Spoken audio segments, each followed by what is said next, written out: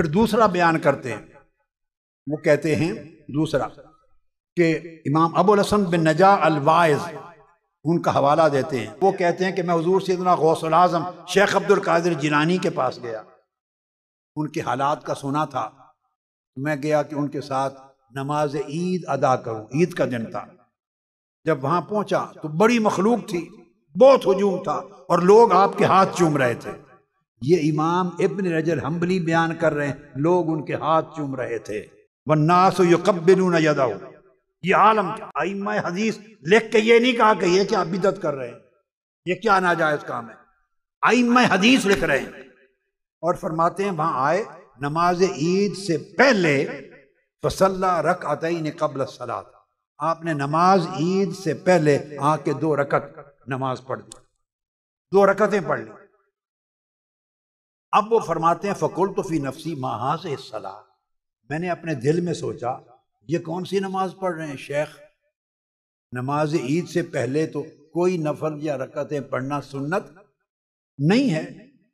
फमिन सुन्नत अल्ला युनतफल क़ब्लहा, सुन्नत तो ये है कि नमाज ईद से पहले कोई नफल न पढ़े जाएं, ये कौन सी नमाज पढ़ रहे हैं, ये मेरे दिल में आया। तो जब आपने नफल पढ़ के सलाम फेरा, फलम्मा सल्लमा इल्तफत इलैया, उनको मालूम नहीं कौन आया है, सलाम फेर के मेरी तरफ देखा और देख के कहने लगे काला लहा सबबुन, ये जो 2 नफल मैंने नमाज ईद से पहले पढ़े हैं इनका कोई सबब है।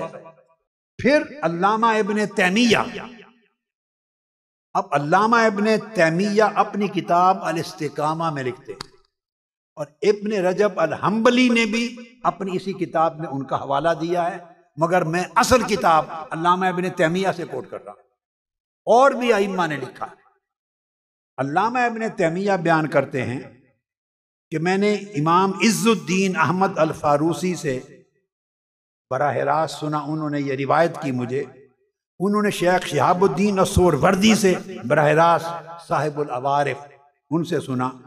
इमाम शिहाबुद्दीन सोरवर्दी फरमाते हैं कि मैं इल्म कलाम पढ़ना चाहता था।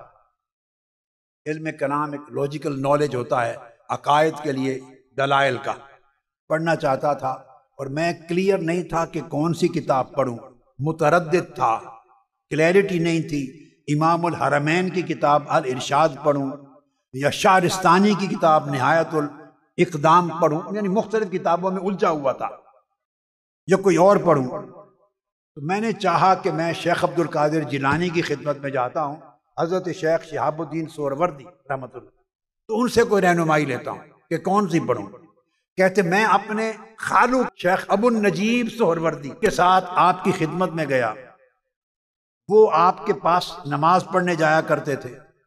अभी मैं गया, नौजवान था, अभी पहुंचा तो पहुंचते ही आपने मेरी तरफ देखा, सैयदना शेख अब्दुल कादिर जिलानी ने, काला फल्तफत शेख अब्दुल कादिर, मेरी तरफ देखा, वकाल अली या उमर, देखते फरमाया ए उमर, यानी शहाबुद्दीन उमर सोहरवर्दी, मा हुआ मिन ज़ादिल क़ब्र, मा हुआ मिन ज़ादिल क़ब्र, जो किताबें तुम पढ़ना पूछने आए हो ये कब्र की निजात नहीं देंगी, जिन किताबों का पूछने आए हो ये कब्र का सामान नहीं करी।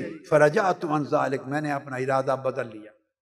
ये वाकया लिखकर आगे बयान करते हैं, अल्लामा इब्ने तैमिया बयान करते हैं, फ़अख़बरा अन्न शैख़ काशफ़हु बिमा कान फ़ी क़ल्बिही व नहा अनिल कलाम, कि उन्होंने बताया कि शेख अब्दुल कादिर जिलानी ने कश्फ करके हजरत उमर शिहाबुद्दीन सोहरवर्दी के दिल में जो था उसको पढ़ लिया।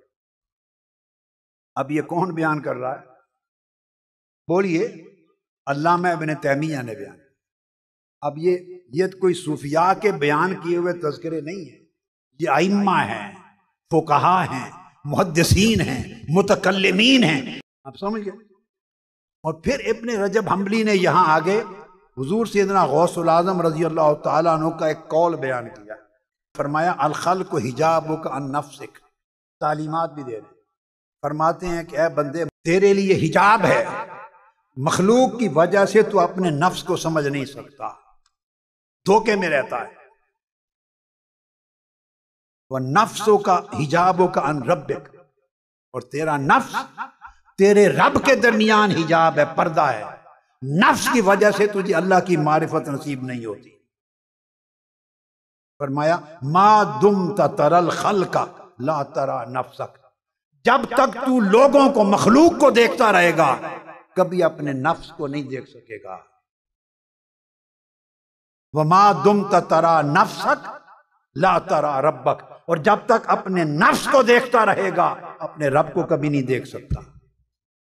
ऐ बंदे, या खालिक के साथ लग या खालिक के साथ लग।